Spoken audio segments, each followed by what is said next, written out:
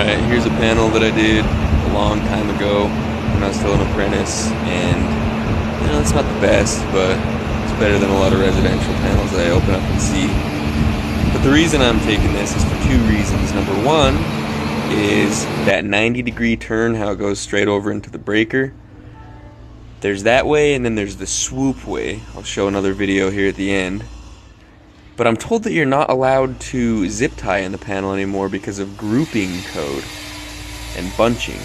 Here's the swooping. I think it looks a lot better, and I'm trying to do this from now on. But anyway, what do you guys like better, the swooping or the 90? And who knows anything about that zip tie code?